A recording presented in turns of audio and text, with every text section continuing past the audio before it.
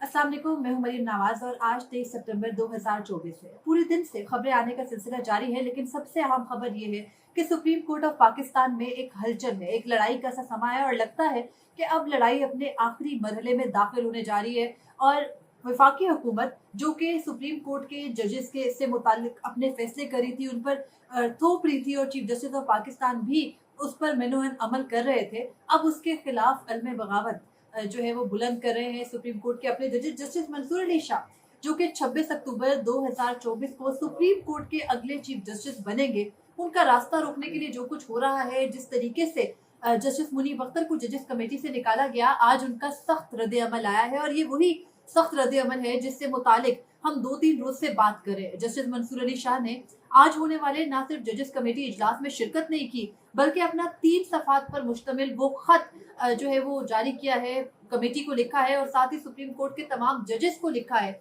जिसके अंदर वो तहफ़्फ़ुज़ात का इजहार कर रहे हैं उस supreme court practice and procedure तरमीमी ऑर्डिनेंस के ऊपर, जो कि वफाकी हुकूमत ने बहुत ही जल्दबाजी में जुम्मे को जारी किया। चीफ जस्टिस काजी फरीसा ने उस पर अमल दरामद करके जस्टिस अमीनुद्दीन खान को कमेटी में भी शामिल कर लिया। लेकिन आज लगता है कि जस्टिस मंसूर अली शाह तमाम तर रास्ते रोकने के लिए अब बाकायदा सामने आए। लेकिन जस्टिस मंसूर अली शाह का जो ये खत है, ये उस किस्म का एग्रेसिव खत नहीं है जिस किस्म की एग्रेशन की बातें की जा रही थी। जस्टिस मंसूर अली शाह ने ये बात की है इस खत के अंदर कि जो ये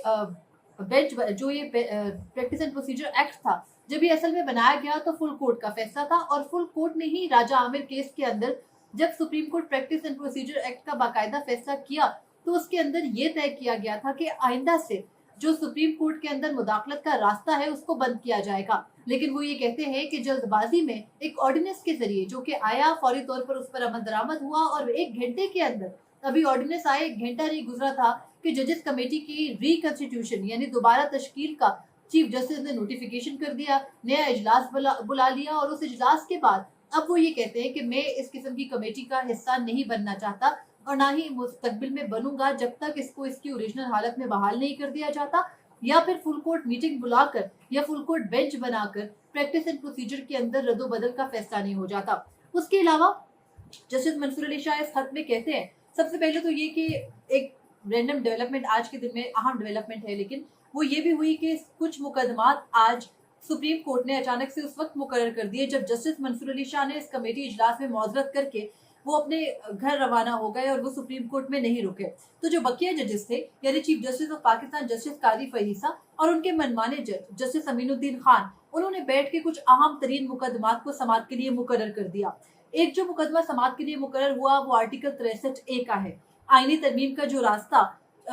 8 जजेस ने आज अपनी तफसीली फैसले के जरिए रोका, उसके लिए एक प्लान सी के ऊपर जो कि 63A के जरिए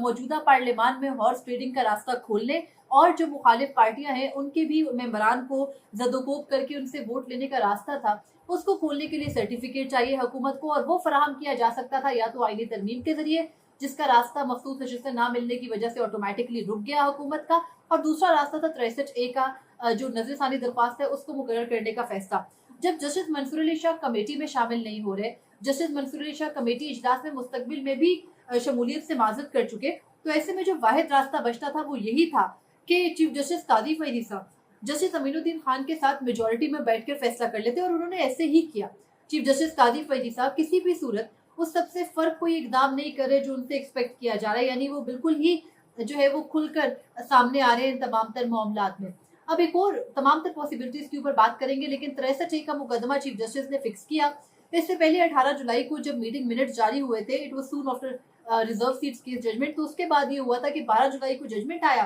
12 जुलाई की फौरी बाद 15 जुलाई को मुस्लिम लीग नून ने उस जजमेंट के खिलाफ नजरसानी दरख्वास्त दायर की। तो चीफ जस्टिस काजी फरीसा ने 18 जुलाई को कमेटी की मीटिंग बुलाई थी। उस कमेटी की मीटिंग में जस्टिस मंसूर अली शाह और जस्टिस मुनीब अख्तर ने नजरसानी दरख्वास्तें ये कहकर समाअत के लिए मुकर्रर करने से उस वक्त इख्तलाफ किया था कि अभी छुट्टियां भी चल रही हैं, जजेस भी अवेलेबल नहीं है और हमारा तफसीली फैसला भी नहीं आया। उन तमाम तर वजूहात के बाद अब तक जो वो मुकदमा था नजरसानी का, वो दोबारा तो कमेटी में टेकअप नहीं हुआ क्योंकि जस्टिस मुनीब अख्तर और जस्टिस मंसूर अली शाह का स्टांस था कि अभी डिटेल जजमेंट नहीं आया। लेकिन उसी मीटिंग के अंदर चीफ जस्टिस काजी फरीसा ने आर्टिकल 63A से मुतालिक बाकायदा बेंच तश्कील देकर कहा कि इस बेंच को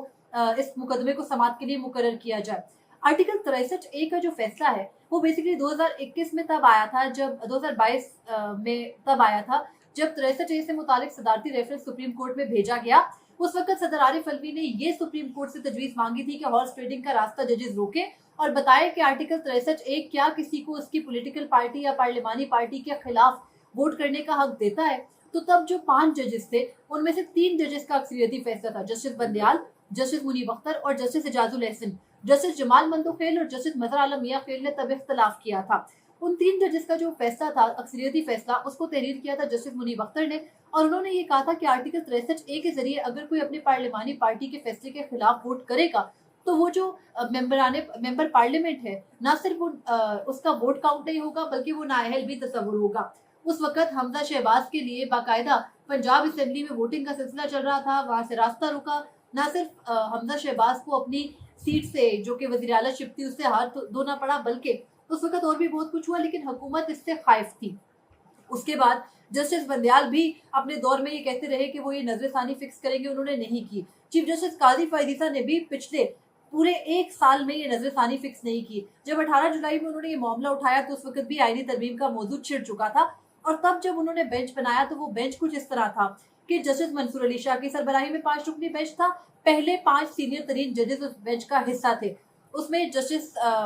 मुनीब अख्तर, जस्टिस मंसूर अली शाह सरबराही करें, justice Munib Akhtar, justice Yahya Afridi, justice Aminuddin Khan और जस्टिस जमाल मंदोखेल शामिल हैं। उन 2 जजेस को शामिल किया गया जो कि ओरिजिनली बेंच में शामिल थे, यानी जस्टिस मुनीब अख्तर और जस्टिस जमाल मंदोखेल। उसके बाद ये मामला, उस वक्त तो कमेटी ने अक्सरियत की राय थी कि जजेस छुट्टी पर भी हैं तो इस वक्त फिक्स ना करें। अब आज जब जस्टिस मंसूर अली शाह कमेटी इजलास में माजरत करके ये खत लिखकर, जिसका कि एग्जैक्ट मतन मैं आपके सामने अभी पेश करती हूँ, वो लिखकर चले गए, तो उस वक्त चीफ जस्टिस काजी फैजीसा और जस्टिस अमीरुद्दीन खान ने बैठकर ना सिर्फ बेंचेस बना दिए, बल्कि चीफ जस्टिस काजी फैजीसा ने बेंच ही तब्दील कर दिया। Audio leaks, sorry,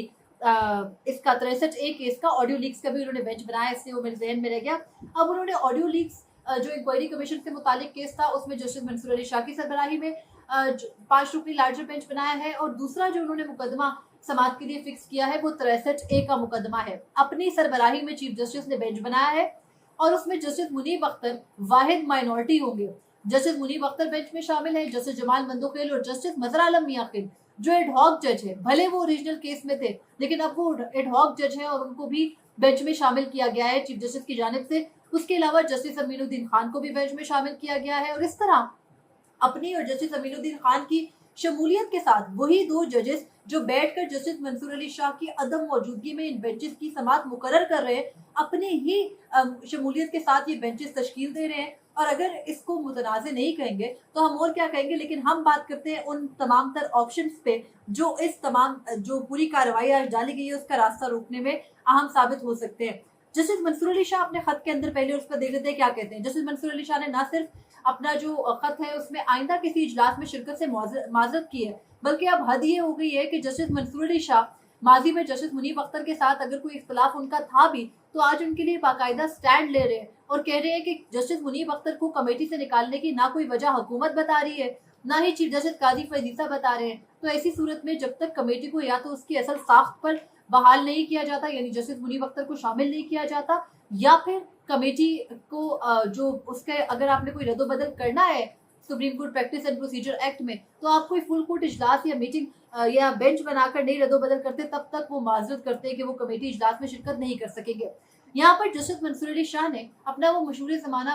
one man show का भी जिक्र किया है। जस्टिस मंसूर अली शाह जस्टिस बंदयाल के दौर में ये कहते थे कि चीफ जस्टिस का वन मैन शो खत्म होना चाहिए, और उन्हीं की वन मैन शो से मुतालिक इन जजमेंट्स की बुनियाद पड़ी supreme court practice and procedure act बनने में। खैर तब पार्लियामान चीफ जस्टिस मंसूर अली शाह के उन फैसलों से मुतासर होकर एक एक्ट ले आई। एक्ट के बाद जस्टिस मंसूर अली शाह ने ही उसका तफसीली फैसला लिखा। तो आज उसका हवाला देते हुए जस्टिस मंसूर अली शाह ये कहते हैं कि प्रैक्टिस एंड प्रोसीजर एक्ट की तश्कील का फैसला फुल कोर्ट का था और इसमें रद्दोबदल भी वही कर सकते हैं। और वो कहते हैं कि चीफ जस्टिस मंसूर अली शाह ये कहते हैं कि तरमीमी ऑर्डिनेंस और जजेस कमेटी की तश्कीलात जो है वो अब उस पर सवालात इस तरह उठते हैं कि एक ऑर्डिनेंस आता है,